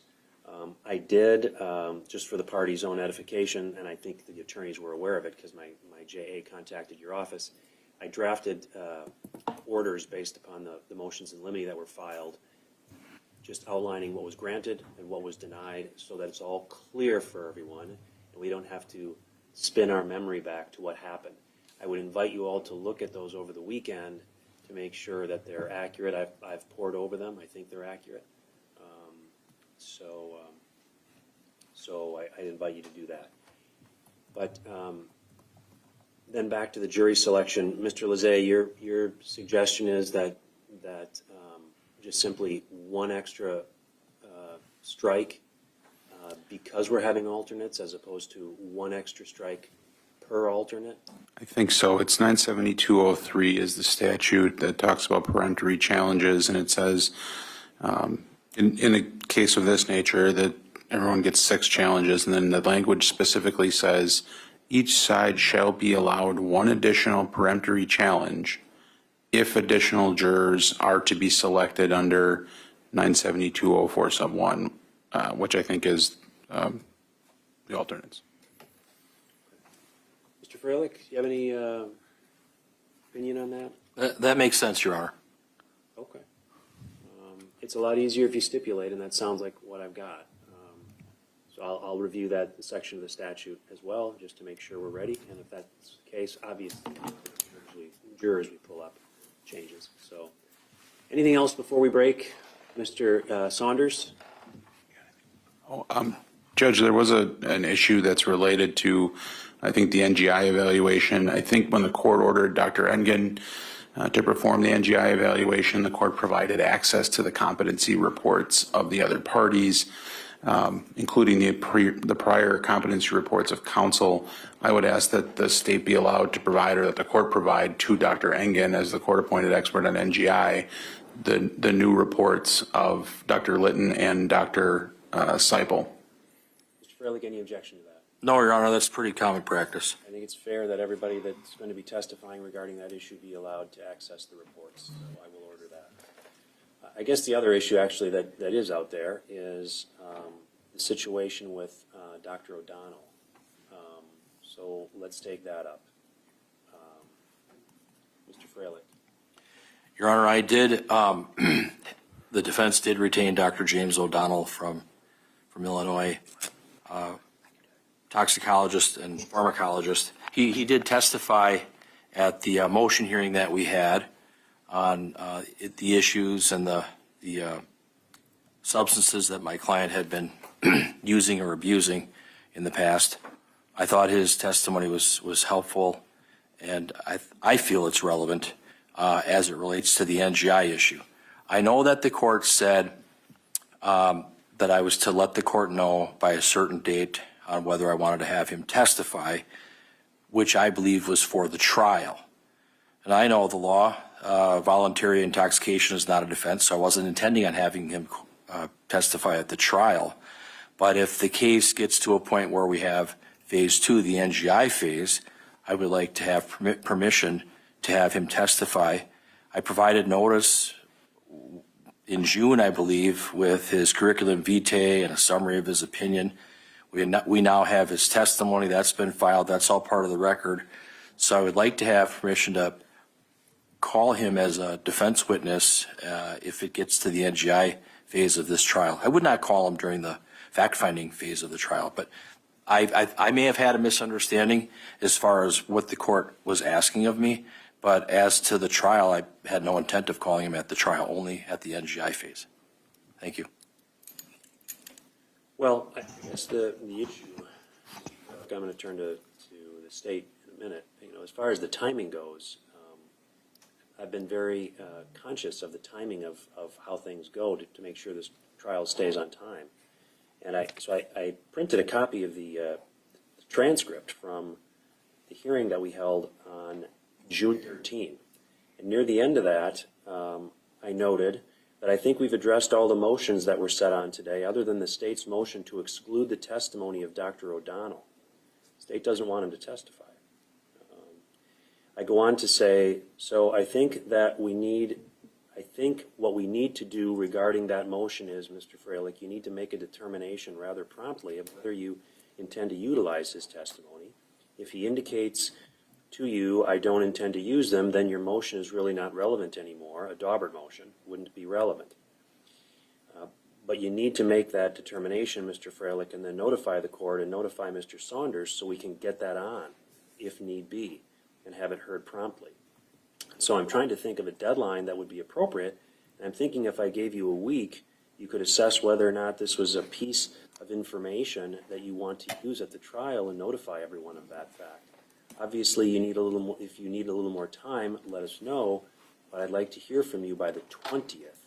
And then you responded, could I have until either the next Thursday or Friday? And I gave you until the next Friday at noon. And I indicated, so I'm not going to give you until the close of business on Friday because we'll lose a weekend of scheduling. And what we have now is the state is objecting. And I don't know if they're asking for a Daubert hearing, but I don't know when I'll hear it. And, as far as the trial is one whole piece. It goes in 2 phases. But if you're suggesting that Dr. O'Donnell is going to be testifying, they're objecting. And so the court's in a little bit of a bind because the jury's coming in 2 hours. But Mr. Saunders. Yeah, so obviously there's the issue of the Daubert hearing. I guess the state's concerns are twofold. First, if we're calling Dr. O'Donnell strictly for the confines of what he's previously testified to at the motion hearing on the 13th, not only is it, in the state's belief, not relevant for the first phase, it wouldn't be relevant for the second phase either, because a voluntarily ingested substance is not a mental disease or defect. So if we're looking at the confines of the prior testimony, I don't believe there's anything relevant to the second phase either that Dr. O'Donnell could testify to. If there's things counsel wants to explore, and I don't think it's clear from the notice or the summary we received that there are additional areas to explore, we would have concerns then about Dr. O'Donnell's ability to testify and provide relevant information that he's qualified to offer if we're going beyond the scope of that prior testimony. So those are the state's concerns and why we asked to exclude Dr. O'Donnell. Your Honor, in, I believe it was June, quite some time ago, I provided a very detailed notice of intent to present expert testimony. I put the state on notice. I filed it. It was quite thick with the CV and a summary opinion and all of that. We had the motion hearing. I mean, the state, the prosecutors had a chance to ask all the questions that they wanted to Dr. O'Donnell. They have the transcript. I'm sure they've read it. I've read it. It's in the record. I mean, in fairness to me, I would argue we don't need a Daubert hearing. We already had it. We already kind of had it. But the other thing is, with Dr. Christina Engine, I wasn't the lawyer at the time. I don't know if she testified. I've had no chance to do a Daubert hearing on her. I've had no chance to question and cross-examine her about her report and findings. And so I'm at a disadvantage. We're all should be on a level playing field. And I know the court said that, but in my opinion, I thought you were talking about the trial. I was always thinking about the NGI phase of this case. And that's where the relevancy, in my humble opinion, that's where the relevant testimony would come in with Dr. O'Donnell. The other thing is, Your Honor, was the funding. I mean, I got the funding for him to come here and provide testimony with regards to the motion hearing. But I had to get permission for funding for any future hearings. And, experts are extremely expensive, and they've got to basically reorganize their calendar. But I did get additional funding for Dr. O'Donnell to come for the NGI phase of the trial, if it even gets to that point. But I understand the court is kind of in a difficult spot, but I mean, we all kind of know what he's going to say and what he would opine about and the information that he would provide. And I think it is relevant and helpful to the court because, maybe the drugs caused a mental disease or defect. I don't know. That's for the professionals to talk about. But you would think that a toxicologist or a pharmacologist would have some relevant information on that particular topic. So that's why I'd like to call him as a witness.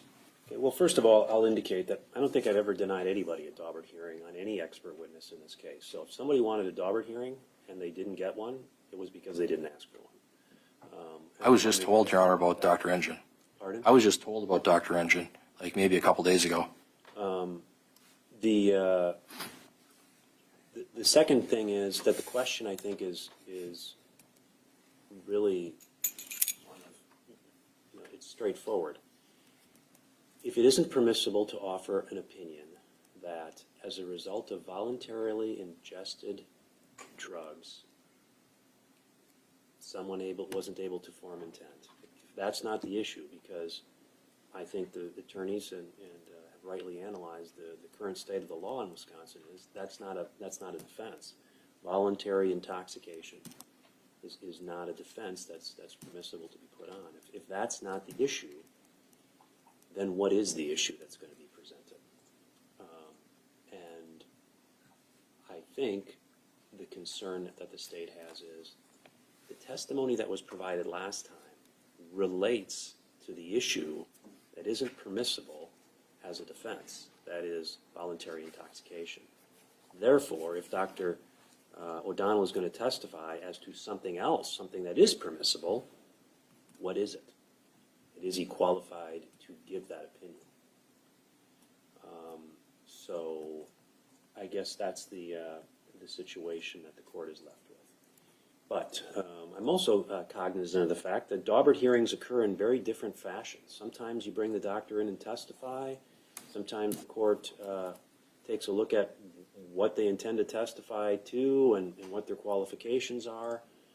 So what I'm going to do is I'm not going to rule on that issue just now. We'll take it up again. But I'm concerned, quite frankly, that if what the testimony is going to be, assuming we get to the responsibility phase, is that these drugs were ingested and a result of that decision to voluntarily ingest drugs, there's an issue regarding responsibility. I'm concerned that that's not going to be relevant, and that if I afford the opportunity for the doctor to testify, as soon as he gets done providing his qualifications and the questions start, I'm going to get relevancy objections, and that those may very well have to be sustained, other than, come on, just let us present this, doctor. So I think I'm going to ask you, Mr. Freilich, you need to reformulate what you're. I want to be clear to you, Mr. Freilich. I'm not going to deny Dr. O'Donnell's ability to testify based upon a timing issue. Okay. Okay, so we had the hearing on June 13. That's not the issue. I related that simply because I want everybody to know that I want this to move along, and I want to avoid inconveniencing not only the parties but the jury. And if there needs to be a Daubert hearing, I've got to figure out when I'm going to get it done before the jury trial starts, and I'm going to start the jury trial on Monday morning. So I simply related that for that issue. So moving on from that, I'm not going to use that as some reason to deny the testimony. If the testimony doesn't come in, it'll be for some other reason. And the reason that I'm concerned about, Mr. Freilich, that you need to address, and I think perhaps discuss with Mr. Saunders, is what is this doctor going to testify to that's actually relevant and that's permissible under Wisconsin law? Because again, I'm concerned that if we just leave the record the way it is and say he's going to come in and repeat what he testified to on June 13, that I may likely conclude that that doesn't come in. But I'm not making that decision right now. I'm letting everybody digest those comments for a little bit, and we'll take it up at a different time. Thank you. Anything else before we break? Mr. Saunders? No. Mr. Freilich? No, Your Honor, thank you. I'd like the attorneys there a little bit before 1. I intend to get the jury upstairs as close to 1 as I can. If you could be there about 10 minutes to 1 so we can address any remaining issues. I will take up, I will review that issue that Mr. Lizet raised, but it sounds like we have a stipulation that each side will get 1 additional strike due to the fact that we're sitting 4 alternates. That means everybody gets 7 strikes. That's your understanding, Mr. Saunders? It is. Mr. Freilich? Yes, Your Honor, thank you. Good.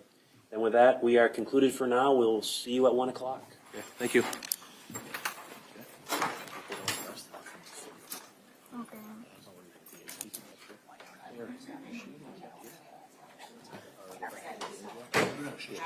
Where do I see it? It's not gonna have time? Unless Gerleman comes back in. Just make sure she's presentable before we come on. Yes. Okay, so okay. Then she's gonna come off.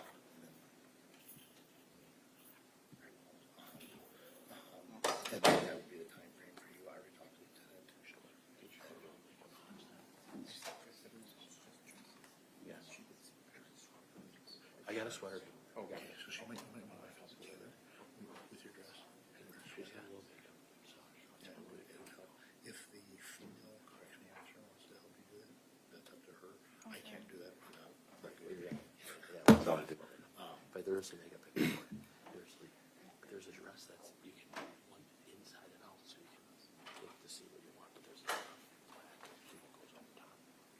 So it'd be good. So And you said you have a sweater. yeah, sweater. This is missing. It's all the big guys.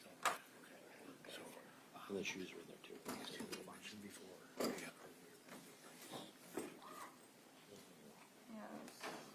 you're not gonna be in handcuffs. So you will, but I'll explain it to you, but that's. Just really close.